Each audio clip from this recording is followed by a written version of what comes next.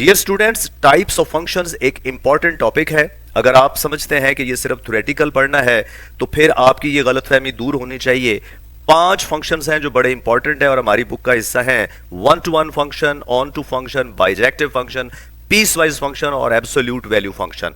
ये पढ़ने क्यों जरूरी है? सबसे पहला और बुनियादी जो बेनिफिट है वो है कि ये एग्जाम्स की अच्छी तैयारी के लिए इस्तेमाल होते हैं। दूसरा बेनिफिट है कि इनके बगैर नेक्स्ट लेवल स्टडीज जैसा कि कैलकुलस आप सेकेंड ईयर में या फिर आगे सीएस में या फिर इंजीनियरिंग में कैलकुलस के बगैर आगे नहीं चल सकते और कैलकुलस के लिए ये फंक्शंस चाहिए होते हैं। थर्ड है कि आप जब आईसीएस या प्री इंजीनियरिंग कर लेंगे तो एडवांस यूनिवर्सिटी एंट्रेंस टेस्ट, चाहे वो इंटरनेशनल जीआरई सैट हो या फिर local E CAT, PU SAT या फास्ट नर्स जीकी का टेस्ट हो, ये सारी टाइप्स आपको जरूरी चाहिए।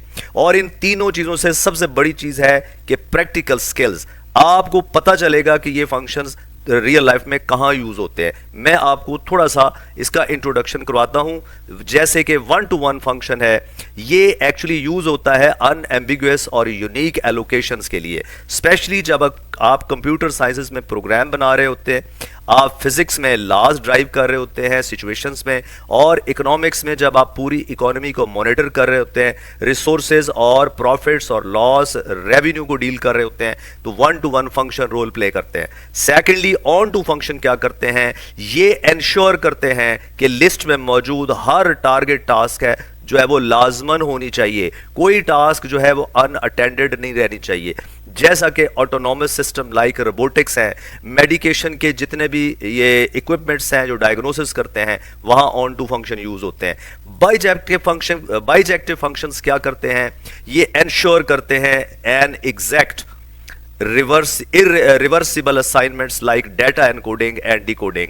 आपने अक्सर देखा होगा कि आप जब कोई फाइल या ग्रुप ऑफ फाइल्स डाउनलोड करते हैं तो वो अमूमन जिप फाइल में डाउनलोड होती है, तो जब आप उसे एक्सट्रैक्ट करते हैं तो एग्जैक्टली वही फाइल्स डाउनलोड होती हैं जो जिप की जाती है। तो ये बाइजेक्शन होती है फाइल्स और जिपिंग और वापस एक्सट्रैक्शन में। इसके अलावा करेंसी एक्सचेंजेस में ये बाइजेक्टिव फंक्शन रोल प्ले करते हैं। नेक्स्ट है जी पीस वाइज फंक्शन, बहुत इंपॉर्टेंट है, जो कि हमारी हेल्प करता है वेरियस सिचुएशंस में वेरियस डिसीजंस करना। जैसे कि सीएस में इफ देन प्रोग्राम्स आप करते हैं, वो उसमें सारे पीस वाइज फंक्शन यूज होते हैं। टैक्स कलेक्शन में स्पेशली टैक्स स्लैब्स इनकम के हिसाब से डिसाइड करना, ये पीस वाइज फंक्शन करते हैं। एब्सोल्यूट वैल्यू फंक्शन बड़ा रोल प्ले करते हैं, स्पेशली ये जब आप अपनी कैलकुलेशन में और एक्यूरेट वैल्यूज में डिफरेंस चेक करते हैं, ये सोचे बगैर कि आपकी वैल्यू या हमारी अंदाजा लगाई गई वैल्यू कम है या ज्यादा है, सिर्फ एरर पता करनी हो या डेविएशन पता करना हो, तो हमारे लिए एब्सोल्यूट वैल्यू फंक्शन इस्तेमाल होता है। जैसा कि रियल लाइफ में जीपीएस सिस्टम है, आप किसी जगह पे जाना चाह रहे हो तो जीपीएस सिस्टम आपको सिर्फ ये बताता है कि आप उससे कितना दूर हैं, ये नहीं बताता आप उससे कितना आगे हैं, उससे कितना पीछे हैं। तो ये एब्सोल्यूट वैल्यू फंक्शन के कमालात हैं। नेक्स्ट है जी ये करना कैसे है, पढ़ना कैसे है। हम 4 तरीकों से आपको ये चारों पांचों फंक्शंस पढ़ाएंगे। थ्योरेटिकल भी बताएंगे जो हमारी बुक में है, उनकी एग्जांपल्स भी बताएंगे, अलजेब्राइकली, और ये इस पे फोकस है। ये कांग्रेचुलेट करना चाहिए ऑथर्स को जिन्होंने इस सिलेबस का हिस्सा बनाया है, और आपको ये करना आ जाएगा कि अलजेब्राइकली एक फंक्शन दिया गया है, कैसे पता करें वो ऑन टू है, कैसे पता करें वो वन टू वन है। That is a great contribution to this book, और हर स्टूडेंट को ये सीखनी चाहिए। और फिर ग्राफ्स के थ्रू भी दिखाएंगे कि वन टू वन फंक्शन दिखते कैसे हैं, ऑन टू फंक्शन कैसा नजर आता है, बाइजेक्टिव फंक्शन कैसा नजर आता है, पीस वाइज की शक्ल क्या है, एब्सोल्यूट वैल्यू की शेप कैसी बनती है। ये करेंगे हम लोग काम, और ये इंट्रोडक्शन था। Let us start the actually one by one these functions. सबसे पहले है वन टू वन फंक्शन या इंजेक्टिव फंक्शन। जो फॉर्मल डेफिनेशन है वो लिखी हुई है, a function from X to Y is called one to one if it produces different outputs for different inputs. मतलब अगर आउटपुट्स इक्वल होंगे तो इनपुट्स भी इक्वल होंगे। ये ऐसे लिखने में एक मंतक है, एक लॉजिक है कि हम कितने इनपुट्स ऐसे हैं जो लगा लगा के चेक करेंगे कि ये तो डिफरेंट है लेकिन आउटपुट्स भी डिफरेंट है। हम उसकी बजाय क्या करते हैं कि x1 x2 दो अननोन जनरल नंबर लेके हम एज्यूम करते हैं कि उनके आउटपुट्स इक्वल हैं। अगर तो वो इनपुट्स भी बैक सॉल्व करके इक्वल हो जाएंगे तो प्रूव हो जाएगा कि वो x1 x2 कोई भी लगाएंगे तो यही बिहेवियर रखते हैं। इसलिए इतनी सी डेफिनेशन को हम इस्तेमाल करेंगे। इसका दूसरे लफ्जों में ये भी मतलब हो सकता है कि two different inputs are map to no two different inputs are map to the same output under F. दो डिफरेंट इनपुट्स लगाएं तो वो सेम आउटपुट्स नहीं देंगे, बल्कि सेम इनपुट्स ही सेम आउटपुट बना सकते हैं। आइए इसकी एग्जांपल्स देखते हैं। हमें जो मसला दरपेश है हमारी किताब में, फंक्शन दिए हुए हैं, हमें वो देख के कैलकुलेट करके अलजेब्राइकली प्रूव करना है कि वो 1 to 1 है। फर्ज करें फंक्शन है g of x equal to x plus 2। हमें ये तो पता है कि इसमें 1 पुट करते हैं तो ये 3 आंसर बनाएगा, 2 पुट करते हैं तो ये 4 आंसर बनाएगा। ये खास एग्जाम्पल से तो पता है, लेकिन जनरल प्रूफ करना है। उसके लिए हम कोई से दो इनपुट्स x1 और x2 लेते हैं और ये मानते हैं कि g ऑफ x1 बराबर है g ऑफ x2 के। g ऑफ x1 की वैल्यू और g ऑफ x2 की वैल्यू लगा देते हैं। हम बैक सॉल्व कर रहे हैं x1 x2 तक पहुंचने के लिए। तो यहां से प्रूव हो जाता है x1 इक्वल टू x2 है। इससे पता चला कि ये फंक्शन इंजेक्टिव यानी कि 1 to 1 है। एक और फंक्शन मानते हैं x स्क्वायर माइनस 1।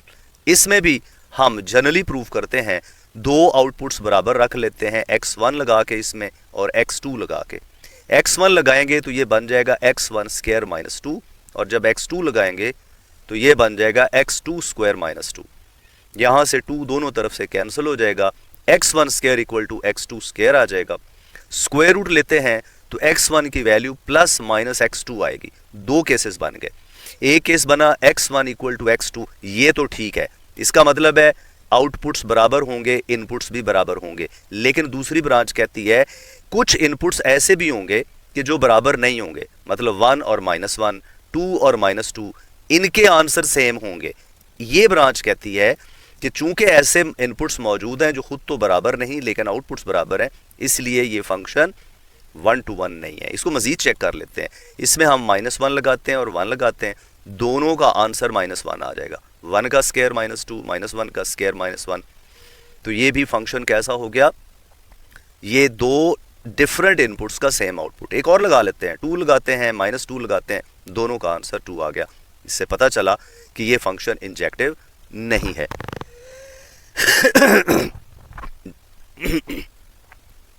आगे बढ़ते हैं। ग्राफ से भी हम पता कर सकते हैं कोई फंक्शन 1 to 1 होता है कि नहीं होता। उसकी एक पहचान है, इसे कहते हैं हॉरिजॉन्टल लाइन टेस्ट। बने बनाए ग्राफ में फार्मूले नहीं है, इनमें जो लिस्ट लिखी हुई है ये इंजेक्टिव फंक्शन यानी 1 to 1 है, ये नहीं है, और ये भी इंजेक्टिव नहीं है। उसके लिए एक हॉरिजॉन्टल लाइन टेस्ट है। अगर कोई हॉरिजॉन्टल लाइन किसी भी फंक्शन के ग्राफ को एक या एक से ज्यादा, दो या दो से ज्यादा पॉइंट्स पे कट कर जाए तो वो ग्राफ किसी भी 1 to 1 फंक्शन का नहीं होगा। इसीलिए ये पहला ग्राफ 1 to 1 फंक्शन है, दूसरे दोनों 1 to 1 नहीं है। अब इसको और शॉर्ट कर लेते हैं, हमें हॉरिजॉन्टल लाइंस ड्रॉ करने की भी जरूरत नहीं है। जिस फंक्शन के ग्राफ में इंटरसेक्शन या यू का साइन बने, इंटरसेक्शन या यूनियन का साइन बने, जैसे ये यूनियन बना है, इसमें ये दो इंटरसेक्शन और एक यूनियन बना है, ये भी इंटरसेक्शन, ये भी यूनियन, इंटरसेक्शन, ये यूनियन, तो ये देख के ही पता चल जाता है कि ये 1 to 1 नहीं है। आगे बढ़ते हैं जी। ऑन टू फंक्शन है।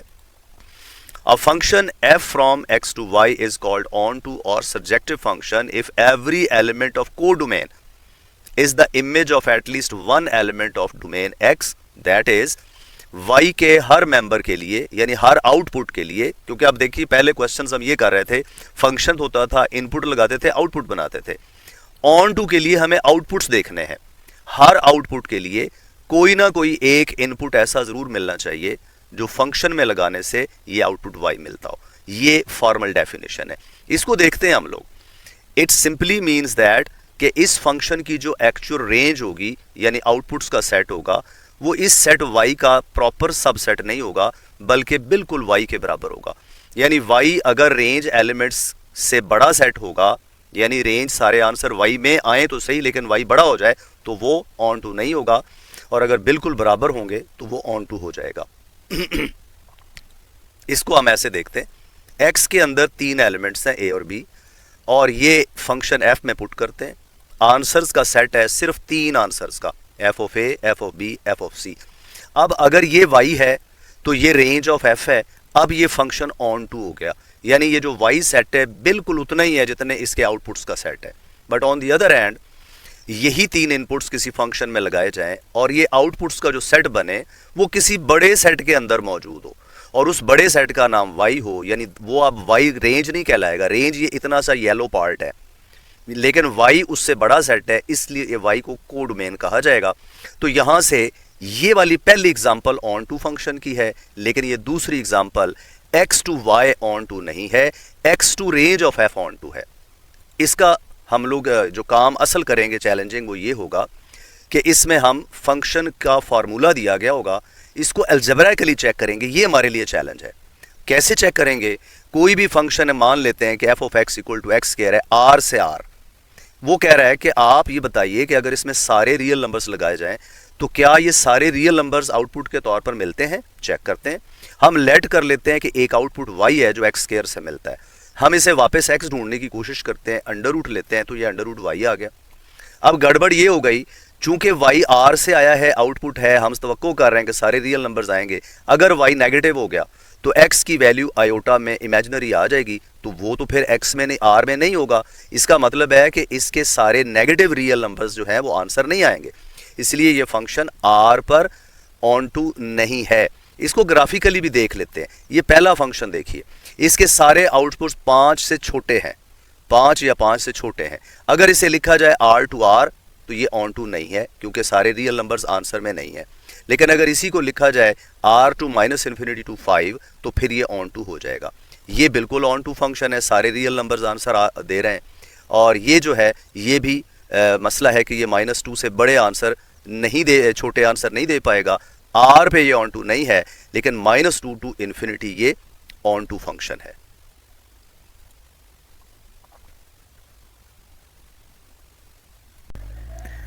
बाइजेक्टिव फंक्शन एक ऐसा फंक्शन होता है जिसके अंदर दो क्वालिटीज हों। A function from x to y is called bijective function if it is 1 to 1 and onto. जो हमने रिसेंटली टाइप्स पढ़ी हैं 1 to 1 और ऑन टू। 1 to 1 का मतलब different inputs make different outputs, and on two means कि जो को डोमेन है वो एग्जैक्टली रेंज एलिमेंट्स को कंटेन करता हो। ऐसे फंक्शन को बाइजेक्टिव फंक्शन कहते हैं। ये कुछ एग्जांपल्स हैं जिनमें आपने पढ़ा कि ये पहला वाला पार्ट अगर r टू r लिखा जाए, r टू r लिखा जाए तो ये ऑन टू नहीं होगा, ना ही ये 1 to 1 होगा। बट अगर इसी को r to minus infinity to 5 सिर्फ देखा जाए तो ये यहाँ से माइनस इन्फिनिटी से 5 तक ऑन टू हो जाएगा, लेकिन 1 to 1 फिर भी नहीं रहेगा। तो ये किसी सूरत में बाइजेक्टिव फंक्शन नहीं है। नेक्स्ट लीनियर फंक्शन है। Linear function is always a bijective function, इसे चेक करने की भी ज़रूरत नहीं है। फिर देखिए ये वाला फंक्शन हमारे पास, इसमें कोई u या इंटरसेक्शन या यूनियन का शेप या पोर्शन नहीं है। ये 1 to 1 भी हो गया और तमाम रियल नंबर्स इसमें आंसर आ रहे हैं। ये नीचे की तरफ भी जा रहा है और ऊपर की तरफ भी जा रहा है, इसलिए ये ऑन टू भी हो गया, तो ये बाइजेक्टिव है। The last example is more interesting. इसमें है कि अगर हम इसे इनपुट 0 से इन्फिनिटी x एक्सिस के अलोंग देखें और सोचें कि सारे रियल नंबर्स ये बनाएगा, तो ये 1 to 1 नहीं है, क्योंकि ये 1 to 1 तो है, लेकिन ये ऑन टू नहीं होगा क्योंकि इसके ग्राफ में 1 से छोटे आउटपुट शामिल नहीं है। बट अगर इसी को हम डिफाइन कर दें कि ये 0 से इन्फिनिटी डोमेन है इसकी और 1 से इन्फिनिटी इसकी रेंज है, तो फिर ये सारे आउटपुट्स 1 से इन्फिनिटी तक बनाएगा और इसमें कोई u इंटरसेक्शन भी नहीं, इसीलिए ये बाइजेक्टिव फंक्शन हो जाएगा। ये बाइजेक्टिव फंक्शन सबसे इंपॉर्टेंट है, इसलिए कि हमें ज़्यादा इंटरेस्ट बाइजेक्टिव फंक्शन की होती है। जब भी हम इन्वर्स फंक्शन बनाते हैं उसके लिए बाइजेक्टिव फंक्शन होना ज़रूरी है। नेक्स्ट टाइप में आता है जी पीस वाइज फंक्शन।